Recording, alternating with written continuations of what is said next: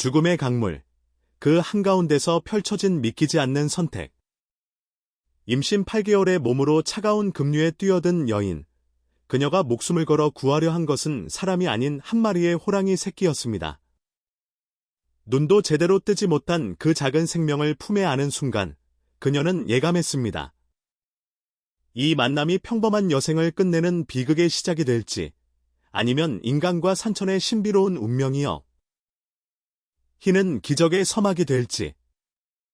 상처받은 맹수의 새끼를 숨겨 키우는 동안 마을은 공포에 휩싸였고, 탐욕은 그림자처럼 그녀를 따라왔습니다. 하지만 그녀는 알지 못했습니다. 이 작은 생명체의 뒤에 도사린 거대한 산의 주인이 지켜보고 있다는 것을. 목숨을 건 구원이 불러온 예측할 수 없는 인과의 고리. 한 여인이 희생으로 써내려간 가장 아름답고도 위험한 전설이 지금 시작됩니다. 차라리 숨이 끊어질 것 같은 고통이었다. 뼈마디를 파고드는 강물의 한기가 강겹의 저고리를 뚫고 들어와 마치 수천 개의 바늘이 동시에 살을 찌르는 듯했다. 만삭으로 부풀어 오른 무거운 배가 젖은 소미불처럼 그녀를 강바닥으로 끌어당겼고, 발버둥 칠 때마다 뱃속의 아이가 놀란 듯 계속 발길질을 해왔다. 아가야, 조금만 참거라. 소희는 터져나오는 비명을 삼키며 입술을 깨물었고, 흙탕물이 입안으로 들이닥쳐 숨을 쉴 때마다 비릿한 흙내와 죽음의 공포가 폐부 깊숙이 스며들었다. 눈앞이 캄캄해지고 손발의 감각이 사라져가는 와중에도 그녀의 시선은 오로지 거센 물살 속에서 위태롭게 떠내려가는 작은 검은 점 하나에 고정되어 있었다. 저것을 놓치면 평생을 후회 속에서 살아가리라는 알 수 없는 예감이 벼락처럼 그녀의 뇌리를 스쳤기 때문이었다. 그녀는 자신의 목숨이 경각에 달린 순간에도 본능적으로 물살을 가르며 팔을 뻗었고, 손끝에 거칠고 젖은 털 감촉이 닿는 순간 마지막 남은 기력을 짜내어 그 작은 생명체를 품에 안았다. 강물과의 사투가 얼마나 이어졌는지 감히조차 할 수 없었다. 소희가 거친 숨을 몰아쉬며 강가 자갈밭 위로 기어 올라왔을 때 그녀의 몸은 이미 제 것이 아닌 듯 덜덜 떨리고 있었다. 젖은 치마폭에서 물이 뚝뚝 떨어져 내려 자갈을 적셨고, 뱃속의 아이가 걱정되어 그녀는 본능적으로 부른 배를 감싸 쥐었다. 미안하다. 정말 미안하다. 그녀는 창백해진 입술로 중얼거리며 뱃속의 아이를 달랬으나 공포에 질린 태동은 좀처럼 잦아들지 않았다.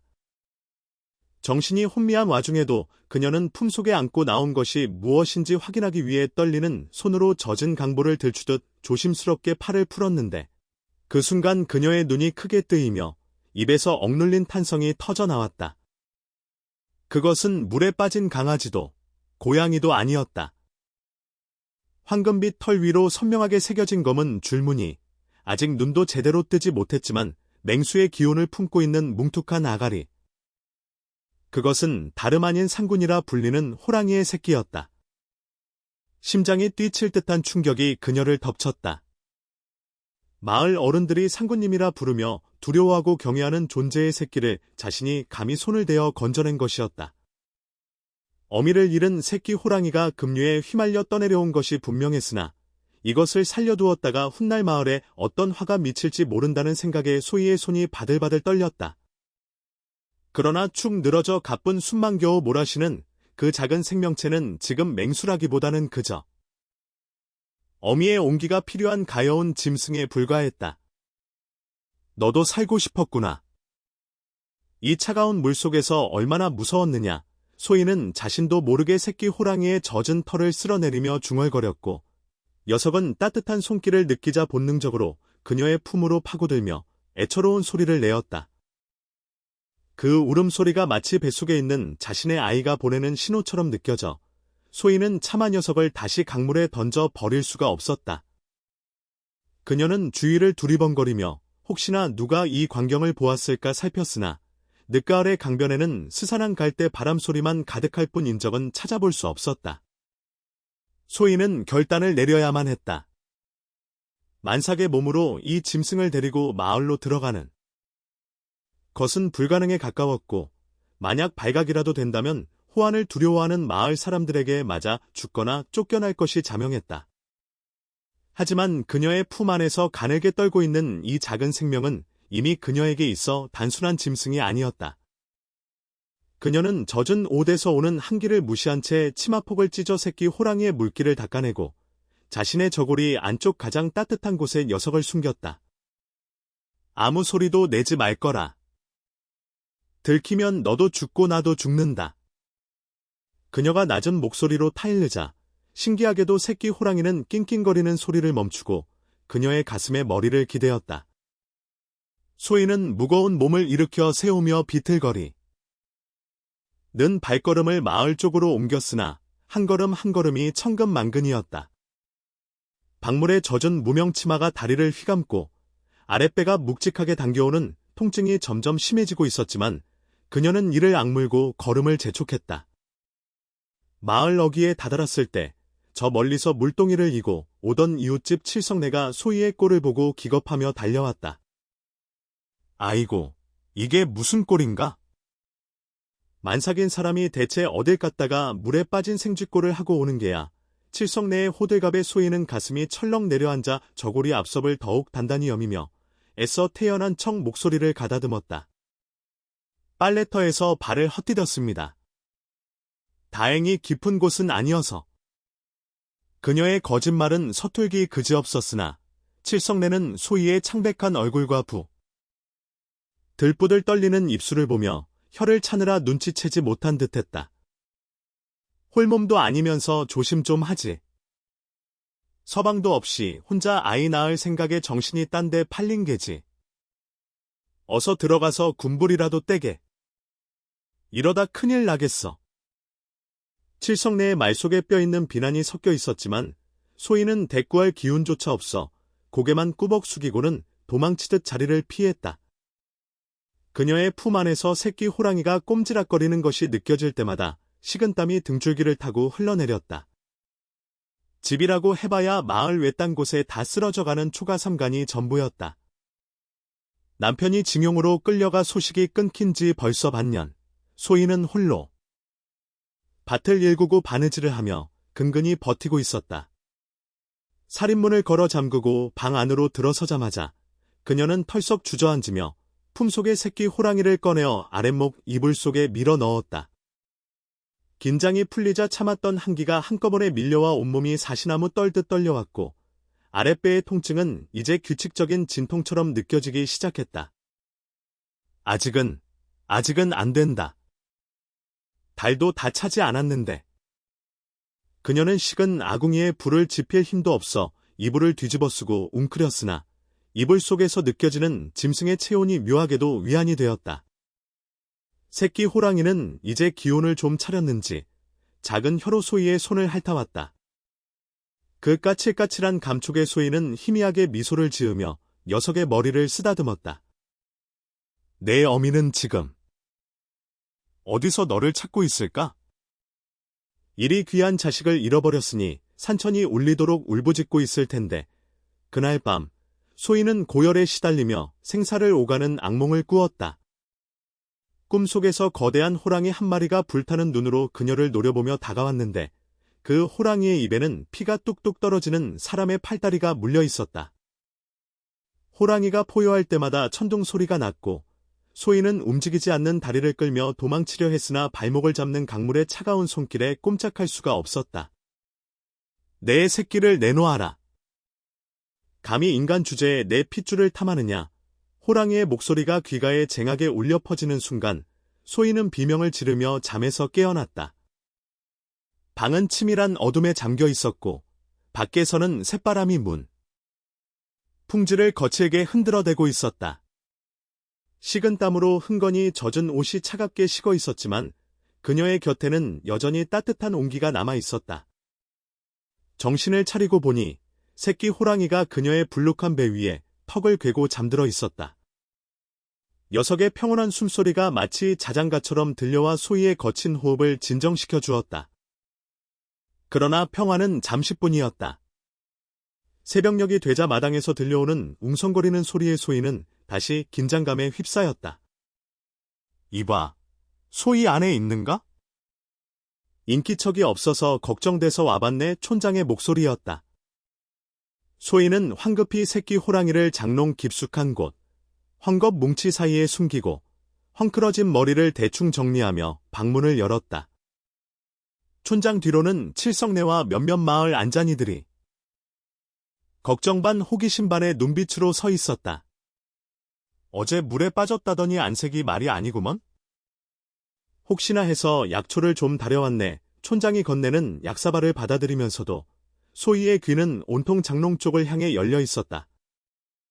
혹여난 녀석이 울음소리라도 낼까봐 심장이 터질 것만 같았다. 고맙습니다, 촌장 어른. 그저 몸살기가 좀 있어서. 소희가 말끝을 흐리며 빨리 그들을 보내려 하자 눈치 빠른 칠성내가 코를 킁킁거리며 방안을 힐끔거렸다. 근데 이게 무슨 냄새야?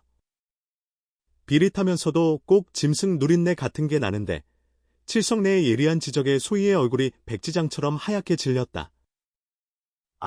아니에요. 어제 젖은 옷을 그대로 방치해둬서 강물 냄새가. 그녀는 필사적으로 변명하며 문을 반쯤 닫으려 했으나 칠성내는 의심의 눈초리를 거두지 않고 문틈으로 고개를 들이밀었다. 박물 냄새가 아니라니까? 우리 집개가 새끼 나왔을 때 나던 냄새랑 똑같은데. 혹시 자네 몰래 뭐 키우나? 그 순간 장롱 안에서 끼잉하는 가느다란 소리가 흘러나왔다. 아주 작은 소리였지만 정적 가득한 새벽 공기 속에서는 천둥 소리만큼이나 크게 들렸다. 마을 사람들의 시선이 일제히 소희에게 쏠렸고 촌장의 눈매가 날카로워졌다. 소희, 저게 무슨 소린가? 자네 지금 방 안에 뭘 숨겨두고 있는 게야? 소희는 더 이상 숨길 수 없음을 직감하고 문고리를 잡은 손에 힘을 주었지만 손바닥은 이미 축축하게 젖어 미끄러질 듯했다. 그게 소희가 말을 더듬으며 우물쭈물하는 사이 성격 급한 칠성내가 문을 활짝 젖히고 방 안으로 들이닥쳤다. 그녀는 망설임 없이 장롱문을 열어젖혔고 헝겊 뭉치 사이에서 웅크리고 있던 황금빛 털뭉치를 발견하고는 기겁하며 뒤로 납작 엎드렸다. 아이고! 호랑이! 호랑이 새끼다. 칠성내의 비명소리에 촌장과 마을 사람들은 혼비백산하여 뒷걸음질 쳤다. 평온하던 아침의 마을은 순식간에 공포의 도가니로 변했다. 촌장은 믿을 수 없다는 듯 떨리는 손가락으로 소희를 가리키며 소리쳤다. 자네가 미치지 않고서야 어찌 상군의 새끼를 집안에 들인단 말인가? 이것이 우리 마을에 어떤 재앙을 불러올지 모른단 말인가?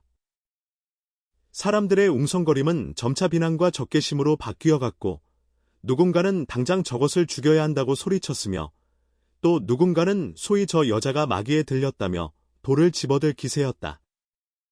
소희는 본능적으로 장롱 앞을 가로막고 서서 부들부들 떨리는 두 팔을 벌려 그들을 막아섰다. 안 됩니다. 아직 눈도 못 뜬 어린 생명입니다. 제발 살려주세요. 소희의 절규는 공포에 질린 마을 사람들에게 닿지 않았다. 후환이라는 단어가 주는 원초적인 두려움은 인간의 이성을 마비시키기에 충분했다. 촌장은 엄한 표정으로 마을 청년들을 불렀다. 당장 몽둥이를 가져오라. 저 흉물을 때려잡아서 어미가 찾지 못하도록 멀리 내다 버려야 한다.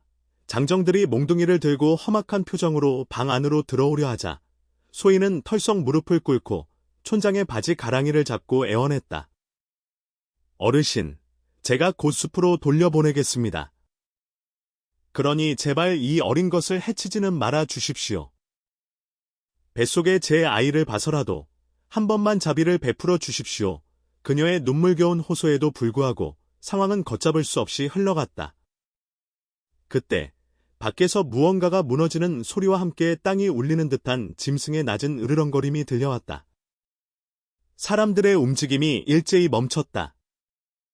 그것은 방 안에 있는 새끼의 소리가 아니었다. 훨씬 더 크고 깊고 위협적인 진짜 상군의 소리였다. 땅이 울리는 듯한 그낮고 묵직한 포효 소리에 방 안의 공기가 순식간에 얼어붙었다. 몽둥이를 쥐어들었던 마을 청년들의 손이 허공에서 굳어버렸고 칠성내는 비명조차 지르지 못한 채 입을 딱 벌리고 주저앉아 바들바들 떨기만 했다. 그것은 단순히 짐승이 내는 소리가 아니었다. 태산이 움직이는 듯한 중압감, 인간의 원초적인 공포를 자극하는 그 소리는 바로 이 산의 주인이 도래했음을 알리는 전조였다. 촌장의 얼굴색이 흑빛으로 변하며 뒷걸음질 쳤다. 상군이다. 어미가 왔다. 누군가의 외침이 신호탄이라도 된 듯 좁은 방 안에 몰려있던 사람들은 서로를 밀치며 앞다투어 밖으로 뛰쳐나 갔다. 도망쳐. 다 죽는다. 아수라장이 된 마당에서 사람들은 신발이 벗겨지는 줄도 모르고 마을 쪽으로 내달렸고 순식간에 소희의 집 주변은 쥐 죽은 듯한 정적에 휩싸였다. 텅 빈 마당에는 그들이 떨어뜨리고 간 몽둥이와 집신 몇 장만이 덩그러니 남아 방금 전에 소동이 꿈이 아니었음을 증명하고 있었다. 소희는 가쁜 숨을 몰아쉬며 장롱 속의 새끼 호랑이를 다시 품에 꼭 안았다. 녀석도 어미의 기척을 느꼈는지 귀를 쫑긋거리며 문 쪽을 향해 낑낑대고 있었다. 사람들이 떠나간 자리에는 더 크고 깊은 공포가 밀려왔다. 소희는 떨리는 손으로 방문을 걸어 잠그고 이불을 겹겹이 둘렀으나 등줄기를 타고 오르는 서늘한 한기는 가시지 않았다. 어미 호랑이가 당장이라도 문을 부수고 들어와 자신의 목을 물어뜯을 것만 같은 공포, 그리고 마을 사람들에게 버림받았다는 절망감이 뒤섞여 그녀의 정신을 갉아먹었다. 긴장이 풀리자 억눌러왔던 고열이 화산처럼 터져나왔다. 온몸이 불덩이처럼 달아올랐다가 금세 얼음장처럼 차가워지기를 반복했다. 신음이 절로 새어나왔다. 강물에 젖었던 몸을 제대로 녹이지 못한 탓이었다. 뼛속까지 파고든 냉기가 거열한 탈을 일으킨 것이었다. 머리가 깨질 듯이 아파왔고 시야가 흐릿해지며 천장이 빙글빙글 돌았다. 뱃속의 아이가 걱정되어 배를 문지르려 했지만 손가락 하나 까딱할 힘조차 남아있지 않았다. 그녀의 의식은 현실과 환영의 경계를 넘나들기 시작했다. 눈앞에 남편의 얼굴이 어른거리는가 싶더니 이내 거대한 호랑이의 형상이 그를 집어삼키는 끔찍한 환영이 되어 나타났다. 여보, 가지 마요. 소희는 허공을 향해 헛손짓을 하며 중얼거렸다. 열에 들뜬 그녀의 입에서는 알아들을 수 없는 헛소리가 끊임없이 흘러나왔다. 목이 타 들어가는데 물 한 모금 떠다 줄 사람이 없었다. 고립무원. 그녀의 처지를 설명하기에 이보다 더 적합한 말은 없었다. 그때 이불 속에서 꼼지락거리던 새끼 호랑이가 밖으로 기어나와 소희의 뜨거운 볼에 차가운 코를 비벼댔다. 녀석의 까칠한 혀가 땀에 젖은 소희의 이마를 핥아주었다. 기하게도 그 작은 짐승의 체온이 소희에게는 유일한 생명의 끈처럼 느껴졌다. 너도 내가 불쌍해 보이는구나. 소희는 희미한 미소를 지으며 힘없이 손을 들어 녀석의 등을 쓰다듬었다. 새끼 호랑이는 소희의 곁을 떠나지 않고 그녀의 목덜미에 몸을 웅크린 채 마치 그녀를 지키려는 듯 작은 숨소리를 내며 엎드렸다. 그렇게 해서 사방이 칠흑 같은 어둠에 잠길 때까지 소희는 홀로 고열과 사투를 벌였다. 밤이 깊어지자 산바람이 더욱 거세졌다. 문풍지가 찢어질 듯 울며 처마 끝에 매달린 마른 수세미들이 서로 부딪히며 스산한 소리를 냈다. 그리고 그 바람 소리 사이로 또 다른 소리가 들려오기 시작했다. 바스락, 바스락. 마당의 마른 낙엽을 밟는 소리였다. 사람의 발자국 소리. 가 아니었다. 훨씬 더 무겁고 신중하며 은밀한 발걸음이었다. 소희는 본능적으로 숨을 죽였다. 온몸에 털이 곤두서는 듯한 전율이 흘렀다. 크르르. 낮은 짐승의 숨소리가 문 바로 앞에서 들려왔다. 창호지문 하나를 사이에 두고 거대한 맹수가 숨을 고르고 있는 것이 느껴졌다. 달빛에 비친 문창호지 위로 거대한 그림자가 드리워졌다. 뾰족한 귀와 둥근 머리통, 그리고 어깨 위로 솟은 거대한 근육의 실루엣이 선명하게 떠올랐다. 상군이었다. 어미가 제 새끼를 찾아 기어이 여기까지 온 것이었다. 소희는 공포에 질려 입을 틀어막았다. 비명을 지르면 당장이라도 저 문이 부서지고 자신의 목숨은 끝날 것이라 생각했다. 하지만 이상하게도 호랑이는 문을 부수지 않았다. 그저 문 앞에 앉아 거친 숨을 몰아쉬며 방 안의 동태를 살피는 듯했다. 방 안에서는 새끼 호랑이가 어미의 냄새를 맡았는지 끼잉하고 반응하려 했으나 소희가 황급히 녀석의 주둥이를 감싸 안았다. 제발. 소희의 눈에서 뜨거운 눈물이 주르륵 흘러내렸다. 지금 문을 열어 새끼를 내어주면 살 수 있을지도 모른다. 하지만 만약 문을 여는 순간 공격당한다면? 뱃속의 아이는? 온갖 생각이 머릿속을 어지럽혔다. 밖의 그림자는 한참 동안이나 움직이지 않았다. 마치 방 안에 여인이 겪고 있는 고통과 자신의 새끼가 무사하다는 것을 확인하고 있는 것처럼. 그러다 문득 툭 하고 무언가 무거운 것이 덴마루 위에 떨어지는 소리가 났다. 그리고 잠시 후 그림자는 서서히 멀어져 갔다. 짐승의 발소리가 어둠 속으로 완전히 사라질 때까지 소희는 숨조차 제대로 쉬지 못한 채 굳어 있었다. 긴장이 풀리자 그녀는 다시 정신을 잃고 깊은 잠속으로 빠져들었다. 아침 햇살이 문틈으로 스며들어 소희의 눈을 찔렀을 때 그녀는 자신이 아직 살아있다는 사실에 안도하며 힘겹게 몸을 일으켰다. 열은 밤새 한풀 꺾였지만 온몸이 두들겨 맞은 듯 욱신거렸다. 목이 너무 말라 물을 마시러 밖으로 나가려 방문을 여는 순간 소희는 눈앞에 펼쳐진 광경에 그만 얼어 붓고 말았다. 덴마루 끝, 그녀가 앉아 바느질을 하던 자리에 큼지막한 고라니 2마리와 흑투성이의 뿌리 식물 몇 개가 놓여 있었다. 고라니의 목은 단번에 꺾여 피 한 방울 흘리지 않은 상태였고 뿌리 식물은 놀랍게도 구하기 힘들다는 산삼이었다. 잎사귀에 아직 아침 이슬이 맺혀 있는 것으로 보아 새벽녘에 누군가 두고 간 것이 분명했다. 이건 소희의 입에서 탄식이 흘러나왔다. 어젯밤 공포에 떨며 바라보았던 그 그림자가 남기고 간 것이었다. 상군이 자신의 새끼를 거두어준 인간에게 보내는 보온의 표시였을까? 아니면 새끼를 잘 먹여 살리라는 무언의 압박이었을까? 소희는 떨리는 손으로 산삼을 집어들었다. 쌉싸름한 흙냄새가 코끝을 찔렀다. 이것을 먹으면 기력을 회복하고 뱃속에 아이를 지킬 수 있을 것이었다. 그녀는 짐승이 가져다준 음식이라는 사실에 잠시 주저했지만 살아야 한다는 본능이 앞섰다. 그녀는 울음을 삼키고 산삼을 다려 먹었다.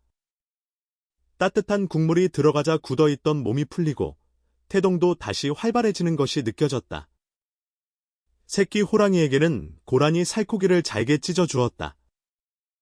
녀석은 허겁지겁 고기를 받아먹으며 만족스러운 듯 가르랑거렸다. 이제 소희와 새끼 호랑이, 그리고 뱃속의 아이는 기묘한 운명 공동체가 되어 있었다. 그러나 마을의 분위기는 심상치 않게 돌아가고 있었다. 칠성내가 우물가에서 앉은 이들에게 침을 튀기며 떠들어댔다. 내 두 눈으로 똑똑히 봤다니까. 집채만 한 호. 낭이가 소인의 집을 빙빙 돌다가 고기를 던져주고 가더라니까. 그녀는 사람이 아니야. 호랑이랑 붙어먹은 여우가 둔갑한 게 틀림없어. 공포는 순식간에 혐오와 배척으로 변질되었다. 마을 사람들은 소희가 호랑이를 부리는 요물이라 믿기 시작했고 그녀가 마을 우물을 쓰는 것조차 막아섰다. 소희가 물동이를 이고 우물가에 나타나자 안잔이들은 싸늘한 눈빛으로 그녀를 쏘아보며 돌을 던졌다. 저리 가. 재수 붙는다.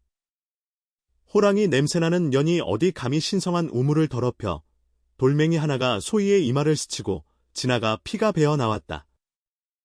소희는 아무 말도 하지 못하고 피 섞인 눈물을 삼키며 빈 물동이를 안고 발길을 돌려야 했다. 그녀는 마을 뒤편 개울까지 험한 산길을 오르내리며 물을 길어 먹어야 했다. 만삭의 몸으로 비탈길을 오르는 것은 고역이었지만 그녀는 이를 악물고 버텼다. 마을 사람들이 자신을 버렸어도 상군마는 자신을 지켜보고 있다는 기이한 믿음이 그녀를 버티게 했다. 매일 아침이면 어김없이 덴마루에는 산토끼나 노루 뒷다리, 때로는 귀한 약초들이 놓여 있었다. 그것은 무언의 약속이자 산속의 왕이 보내는 절대적인 비호였다. 그러나 비밀은 오래가지 못하는 법이었다. 마을을 흉흉하게 만든 소문은 골짜기 너머 기와집에 사는 박진사의 귀에도 들어갔다. 마을의 토지 절반을 소유하고 고리대금으로 배를 불리는 탐욕스러운 박진사는 양이 취미였다.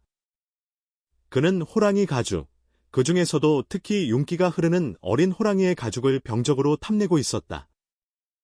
뭐라? 소희라는 계집이 호랑이 새끼를 키우고 어미 호랑이가 먹이를 물어다 준다고 박진사의 뱀 같은 눈이 번들거렸다. 그는 곰방대를 탁탁 털며 비릿한 미소를 지었다.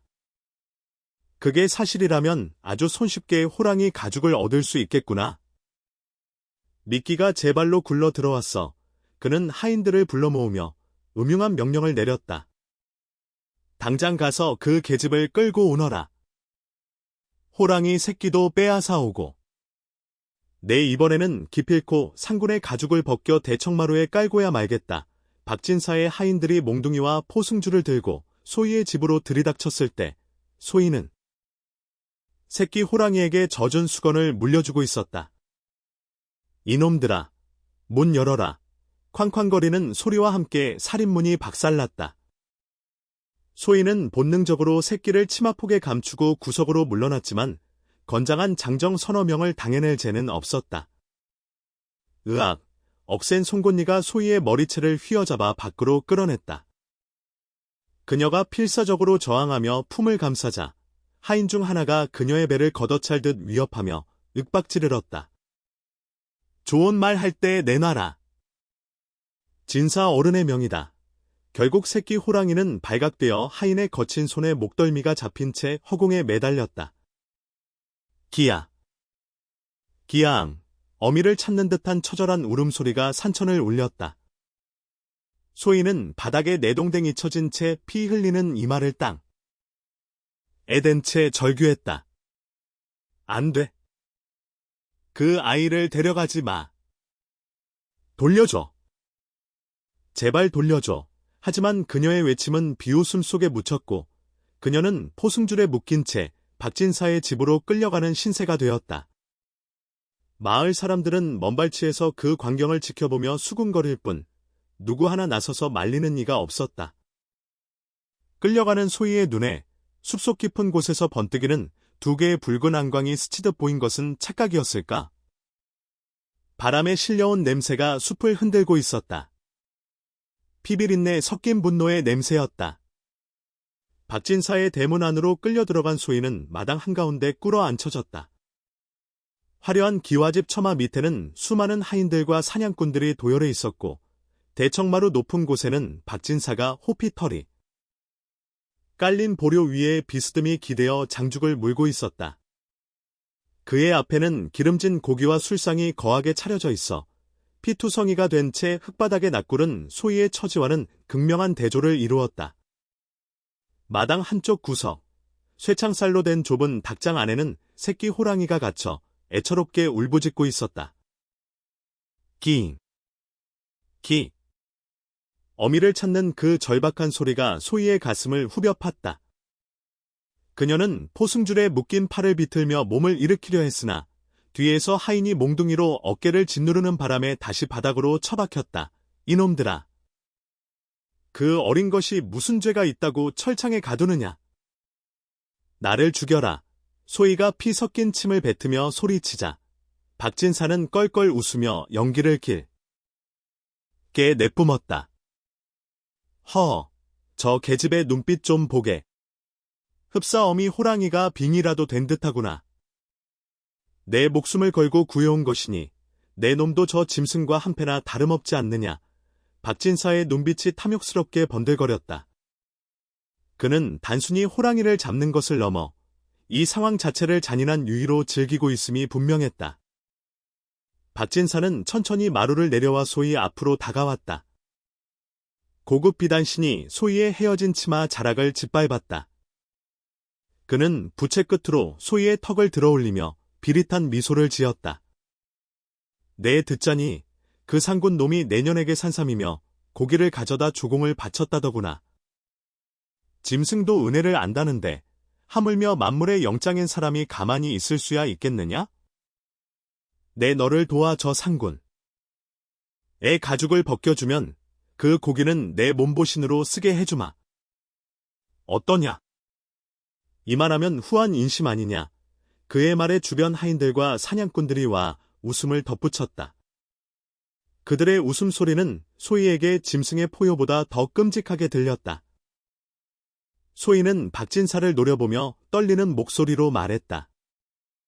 진사 어른, 천벌이 두렵지 않으십니까? 상군은 이 산의 주인입니다. 그 새끼를 건드리고도 무사할 줄 아십니까? 지금이라도 저 아이를 숲으로 돌려보내 주십시오. 그렇지 않으면 이 고을 전체가 피바다가 될 것입니다. 소희의 경고는 단순한 악담이 아니었다. 그녀는 매일 밤 어둠 속에서 느꼈던 그 거대한 존재감. 인간의 힘으로는 감당할 수 없는 분노를 기억하고 있었다. 그러나 박진사에게 소희의 말은 그저 겁에 질린 여인의 헛소리로만 들릴 뿐이었다. 천벌?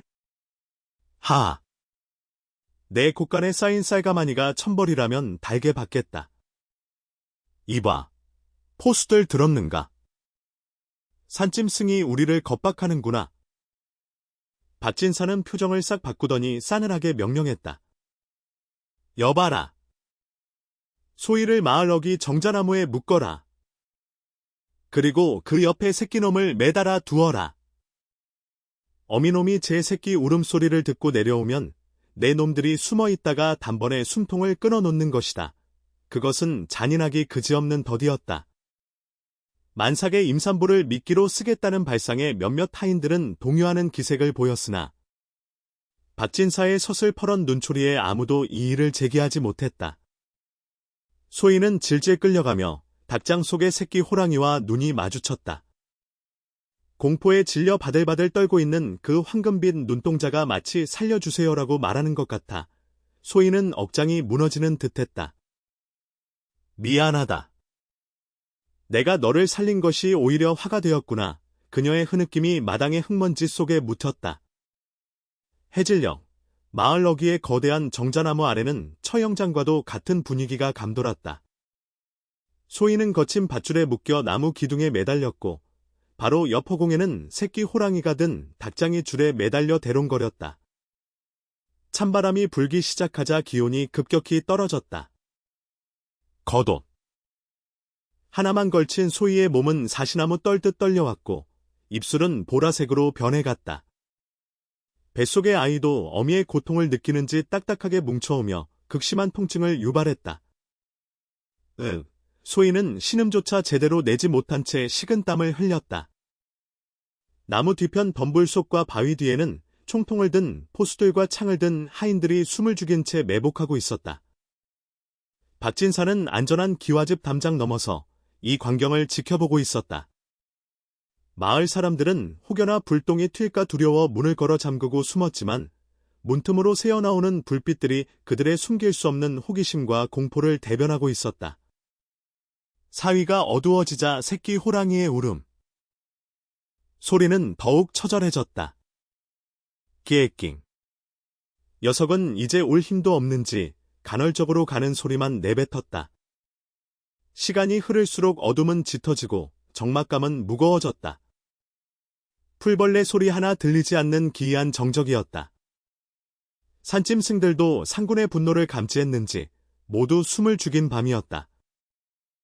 매복해 있던 포수 중 하나가 침을 꿀꺽 삼키며 옆 동료에게 속삭였다. 어이, 근데 정말 호랑이가 내려올까? 그냥 산짐승도 아니고 상군이라는데. 쉿. 입 다물어. 괜히 재수없는 소리 하지 말고 총이나 잘 닦아 놔. 가죽만 상하지 않게 쏘면 박진사 영감이 쌀 10가마니를 준다고 했어. 그들의 대화 속에는 탐욕과 두려움이 공존하고 있었다. 소희는 혼. 미혜진은 정신을 붙잡으려 애썼다. 지금 정신을 놓으면 영영 깨어나지 못할 것 같았다. 그녀는 고개를 돌려 옆에 매달린 새끼 호랑이를 바라보았다. 아가, 조금만 참거라. 내 어미가 올 것이다. 반드시 올 것이다. 그녀는 그것이 희망인지 저주인지 알 수 없었지만 마음속으로 끊임없이 되뇌었다. 그때였다. 산등성이 넘어서 바람의 방향이 바뀌었다. 비릿한 피냄새와 섞인 짙은 야생의 향기가 코끝을 스쳤다. 소희는 본능적으로 고개를 들었다. 칠흑 같은 어둠 속 숲의 경계선에서 푸른 안광 2개가 번뜩였다. 그것은 등불처럼 밝았고 지옥의 불길처럼 뜨거웠다. 포수들은 아직 눈치채지 못한 듯했다.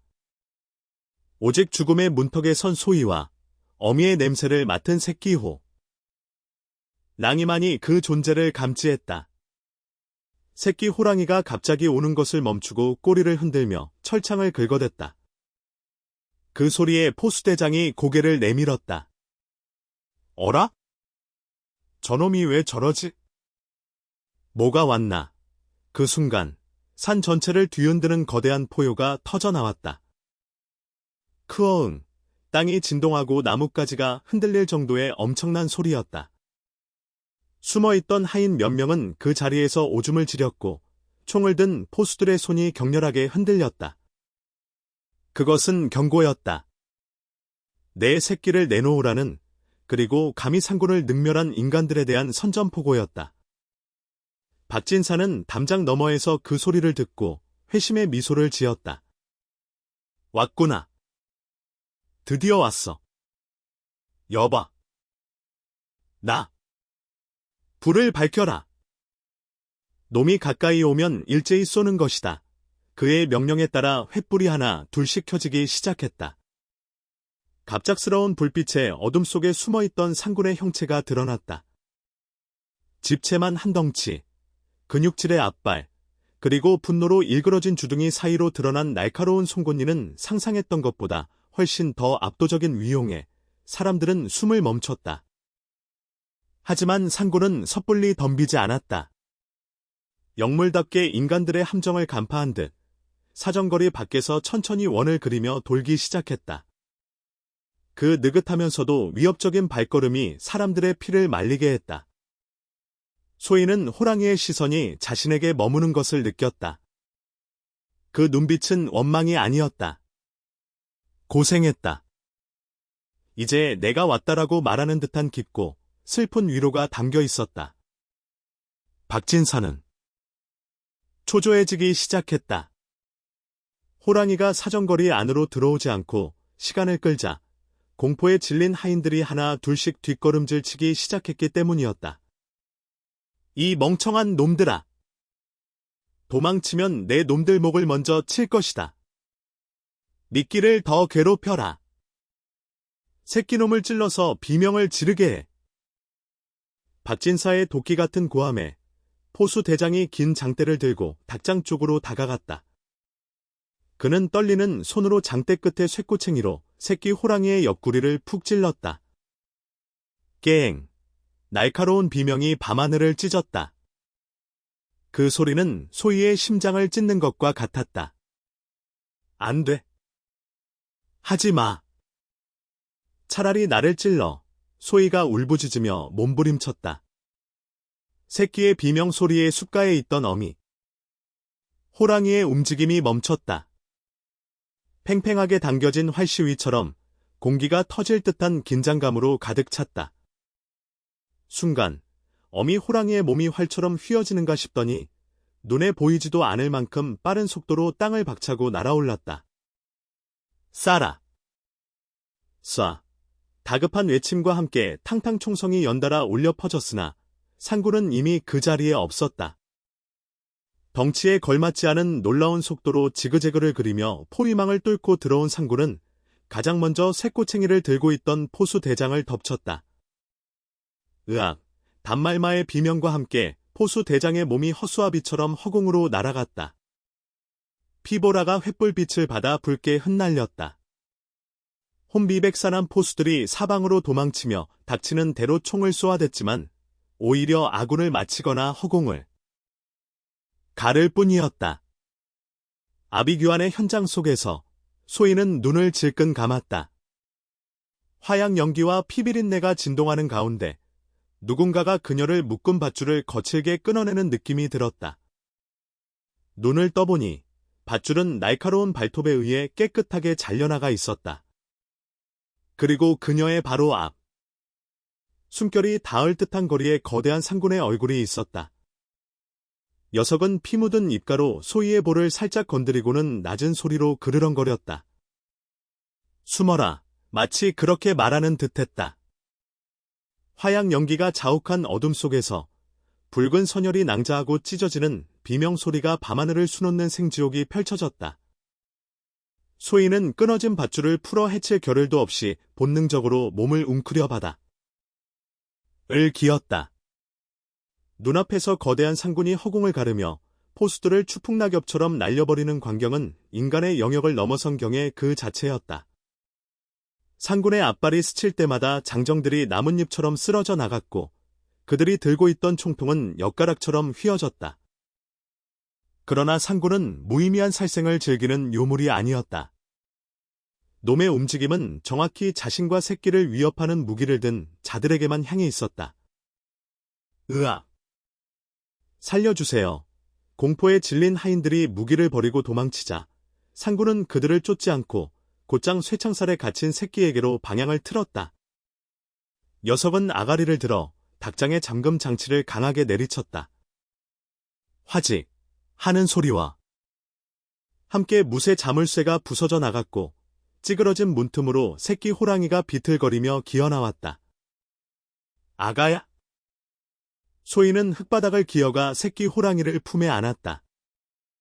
녀석은 어미를 보자마자 끼잉끼잉거리며 서러운 울음을 터뜨렸지만 소희의 품에 안기자 인의 안정을 찾고 바들바들 떨던 몸을 밀착해왔다. 그때였다. 담장 너머에서 상황을 지켜보던 박진사의 얼굴이 흉측하게 일그러졌다. 그는 자신의 사냥개들이 무참히 당하는 꼴을 보며 공포보다는 오기와 광기에 사로잡혔다. 이 쓸모없는 놈들아! 물러서지 마라! 총이 안 되면 불을 질러라! 저 짐승과 계집을 모조리 태워 죽여 박진사의 악에 바친 고함 소리에 겁에 질려 주춤거리던 하인들이 횃불을 정자나무 쪽으로 던지기 시작했다. 기름 먹인 횃불이 마른 풀과 나무 기둥에 옮겨붙자 삽시간에 10여 길 높이의 불길이 치솟아 올랐다.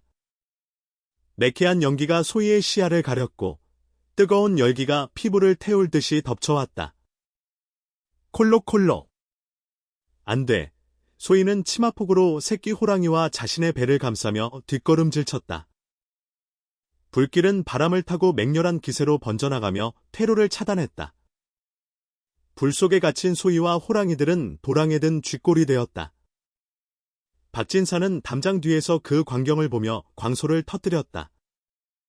하! 천하의 상군이라도 불 앞에서는 짐승일 뿐이지. 가죽을 못 얻는다면 쟤라도 남기겠다. 그의 눈은 탐욕과 사리로 번들거렸고 인간으로서의 마지막 양심마저 불태워버린 듯했다. 불길이 소희의 옷자락에 닿으려는 찰나 어미 호랑이가 소희의 앞을 가로막고 섰다. 녀석은 불을 두려워하는 짐승의 본능을 거스르고 오히려 불길을 향해 포효했다. 크어어! 그 소리는 바람을 찍고 불꽃을 흔들었으며 마치 불의 신을 꾸짖는 듯한 위엄이 서려 있었다. 상군은 소희를 돌아보며 짧게 으르렁거렸다. 내 등에 엎혀라라고 말하는 듯 놈은 자세를 낮추었다. 소희는 망설일 틈이 없었다. 그녀는 덜덜 떨리는 손으로 새끼를 품에 안은 채 죽을 힘을 다해 상군의 등 위로 올라탔다. 거대한 맹수의 등은 바위처럼 단단하고 넓었다. 상군은 소희가 자리를 잡자마자 불길이 가장 거세게 타오르는 정면을 향해 몸을 날렸다. 아! 소희는 눈을 질끈 감고 상군의 목덜미 털을 움켜쥐었다. 뜨거운 열기가 얼굴을 스치고 지나갔다. 상군은 마치 불을 밟고 달리는 신수처럼 순식간에 화염 장벽을 뛰어넘었다. 착지한 곳은 박진사가 숨어있던 담장 바로 앞이었다. 갑작스러운 괴수의 등장에 박진사의 웃음소리가 뚝 끊겼다. 그의 눈동자가 찢어질 듯 커졌고 손에 들고 있던 장죽이 힘없이 바닥으로 떨어졌다. 상군의 눈은 이제 사냥감이 아닌 심판자의 눈빛으로 박진사를 응시하고 있었다. 그 황금빛 눈동자 속에는 수천 년 묵은 숲의 분노가 고스란히 담겨 있었다. 오지 마. 저리 가. 박진사는 뒷걸음질 치다 제발. 애 걸려 엉덩방아를 쳤다. 그는 바닥을 기며 하인들을 불렀지만 이미 상군의 위압감에 질린 하인들은 무기를 버리고 뿔뿔이 흩어진 뒤였다. 네 이놈. 내가 감히 산신의 영역을 침범하고 생명을 경시했느냐. 상군의 입에서 나온 소리는 짐승의 울음이었지만 박진사의 귀에는 준엄한 호통처럼 들렸다. 상군이 한 발자국 다가갈 때마다 박진사의 심장은 쪼그라들었다. 그는 살려달라고 빌고 싶었지만 턱이 덜덜 떨려 말조차 나오지 않았다. 상군은 박진사의 목을 당장이라도 물어뜯을 듯 입을 크게 벌렸으나 이내 입을 다물고 그 거대한 앞발을 들어올렸다. 그리고는 박진사의 머리 위 허공을 향해 천지가 개벽할 듯한 포효를 내질렀다. 그것은 단순한 소리가 아니었다. 영혼을 타격하는 충격파였다. 박진사는 그 소리의 압력을 견디지 못하고 고막이 터질 듯한 고통과 함께 정신이 붕괴되는 것을 느꼈다. 그는 입에 거품을 물고 눈이 뒤집힌 채 그 자리에서 기절해버렸다. 상군은 쓰러진 박진사를 멸시 어린 눈으로 내려다보았다. 더러운 피를 묻힐 가치조차 없다는 듯 녀석은 꼬리로 박진사의 얼굴을 한 번 세게 후려치고는 미련 없이 몸을 돌렸다. 그 한 번의 타격으로 박진사의 얼굴에는 평생 지워지지 않을 흉터가 남게 되었고 무엇보다 그는 공포로 인해 정신이 온전치 못한 폐인이 될 운명이었다. 마을 사람들은 멀리서 타오르는 불길과 함께 들려온 그 마지막 포효 소리를 들으며 이불을 뒤집어쓰고 벌벌 떨었다. 그것은 인간의 탐욕에 대한 산의 경고이자 비뚤어진 질서를 바로잡는 징벌의 소리였다. 상황이 정리되자 상군은 소희를 태운 채 어둠 속 산길을 달리기 시작했다. 마을의 불빛이 멀어지고 숲의 냉기가 느껴질 무렵 소희는 참을 수 없는 고통에 신음했다. 아가야? 긴장이 풀리자 억눌러왔던 산통이 쓰나미처럼 밀려왔다. 양수가 터져 치마가 축축하게 젖어들어갔다. 상군은 소희의 상태를 감지했는지 속도를 늦추고 인적 없는 산중턱의 바위 동굴로 들어갔다. 그곳은 비바람을 피할 수 있고 마른 낙엽이 두툼하게 깔려있는 상군의 은신처였다. 상군은 조심스럽게 몸을 낮추어 소희가 내려올 수 있게 했다. 소희는 바닥에 구르듯 내려와 낙엽 위에 쓰러졌다. 살려주세요. 아기가 나와요? 그녀는 식은 땀으로 범벅이 된 채 고통에 몸부림쳤다. 칠흑 같은 어둠 속 지킬 곳이라고는 짐승 2마리뿐인 기막힌 상황이었다. 그러나 짐승은 인간보다 더 인간적이었다. 어미 호랑이는 고통스러워하는 소희의 곁에 엎드려 자신의 체온을 나누어 주었다. 거친 혀로 소희의 손과 얼굴을 핥아주며 마치 힘내라고 응원하는 듯했다. 새끼 호랑이 또한 소희의 머리맡에서 걱정스러운 눈으로 낑낑거렸다. 소희는 호랑이의 털을 부여잡고 비명을 질렀다. 으악! 산속의 정막을 깨는 산모의 절규가 동굴을 울렸다. 박진사의 집에서 겪은 공포, 불길 속에서의 탈출, 그리고 지금의 산통까지 소희의 몸은 한계에 다다랐지만 그녀는 어미로서의 본능 하나로 버티고 있었다. 내 아이를 반드시 살려야 한다. 그녀는 호랑이의 눈을 바라보며 힘을 주었다. 상군도 소희의 고통을 함께 나누려는 듯 그녀가 힘을 줄 때마다 낮게 그르렁거리며 곁을 지켰다. 시간이 얼마나 흘렀을까? 동굴 밖으로 새벽 여명이 희미하게 밝아올 무렵 앙하는 힘찬 울음소리가 터져나왔다. 피덩이 같은 산의 아이였다. 소희는 태주를 끊을 도구조차 없어 당황했지만 상군이 조심스럽게 어금니로 태주를 끊어 주었다. 소희는 떨리는 손으로 아이를 받아 안았다. 비록 흑투성이의 짐승의 굴에서 태어났지만 아이는 그 어느 귀한 집자. 손보다 우렁차게 울고 있었다. 소희는 아이를 품에 안고 하염없이 눈물을 흘렸다. 고맙다. 정말 고맙다. 그녀가 감사의 말을 전한 대상은 하늘이기도 했고 곁을 지켜준 상군이기도 했다. 상군은 갓 태어난 아기의 냄새를 맡으며 신기한 듯 코를 벌렁거렸고 녀석의 거대한 눈망울에는 전에 없던 부드러움이 서려 있었다. 이제 막 어미를 되찾은 새끼 호랑이가 아기 옆으로 다가와 털뭉치처럼 몸을 비볐다. 인간의 아이와 짐승의 새끼, 그리고 두 어미. 종족을 초월한 기묘하고도 성스러운 가족의 탄생이었다. 동굴 밖은 어느새 아침 해가 떠오르고 있었다. 지난밤의 광란과 공포는 씻은 듯이 사라지고 숲은 평화로운 새소리로 가득 찼다. 소희는 갓 태어난 아기에게 젖을 물렸다. 탈진하여. 쓰러질 것 같았지만 품 안의 아이가 젖을 빠는 힘을 느끼자 새로운 생명력이 솟아나는 듯했다. 상군은 동굴 입구에 앉아 먼 산을 바라보며 경계를 서고 있었다. 그 뒷모습은 그 어떤 장수보다 듬직했고 그 어떤 성벽보다 견고해 보였다. 소희는 문득 지난밤 박진사가 했던 말을 떠올렸다.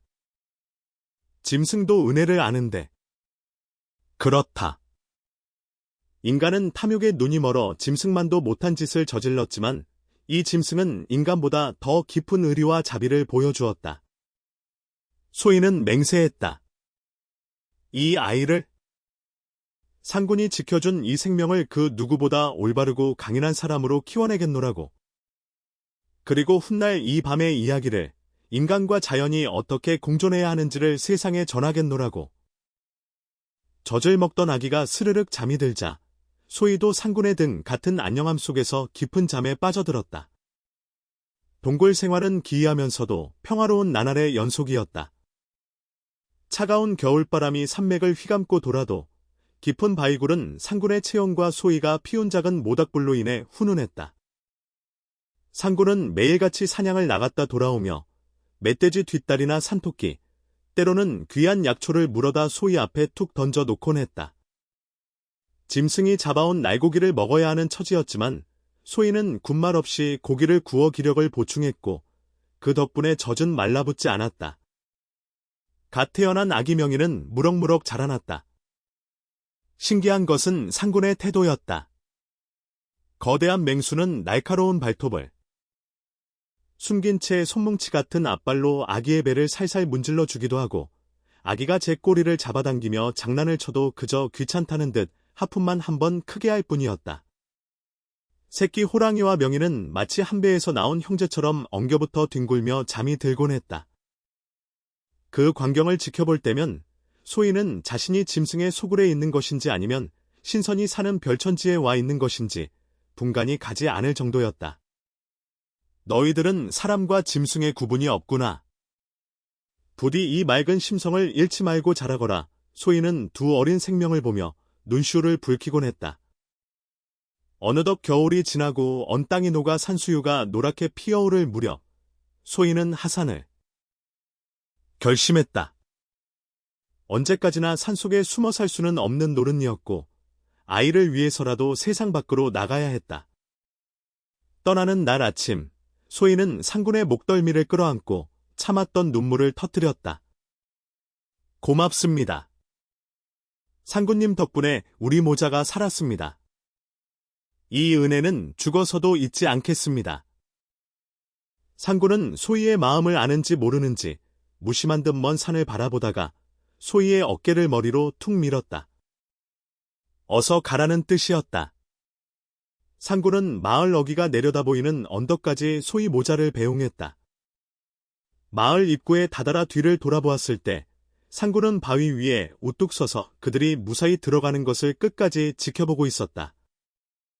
아침 햇살을 받아 황금빛으로 빛나는 그 웅장. 한 실루엣은 소희의 뇌리에 깊이 각인되어 평생 지워지지 않을 그림이 되었다. 마을로 돌아온 소희는 놀라지 않을 수 없었다. 그녀의 다 쓰러져 가던 초가 삼갈은 누군가에 의해 말끔하게 수리되어 있었고 마당에는 쌀가마니와 장작이 쌓여 있었다. 마을 사람들은 소희가 나타나자마자 엎드려 절을 하듯 굽신거렸다. 그들의 눈에는 경외심과 두려움이 가득했다. 소희 씨, 오셨습니까? 필요한 게 있으면 말씀만 하십시오. 칠성내가 가장 먼저 달려나와 호들갑을 떨었다. 알고 보니 그날 밤 상군의 포효와 박진사의 몰락을 목격한 마을 사람들은 소희를 산신의 가호를 받는 여인이라 여기게 된 것이었다. 그녀를 해쳤다. 가는 자신들도 박진사처럼 될까봐 전전긍긍하며 알아서 기는 것이었다. 박진사의 소식은 더욱 처참했다. 그날 밤의 충격으로 실성에 버린 그는 비단옷을 벗어던지고 거적대기를 걸친 채 호랑이가 온다. 호랑이가 온다. 라며 소리 지르며 거리를 떠도는 미치광이가 되어 있었다. 그의 집안은 풍비박산이 났고 악독하게 모은 재산은 흩어졌으며 하인들도 모두 뿔뿔이 도망쳤다고 했다.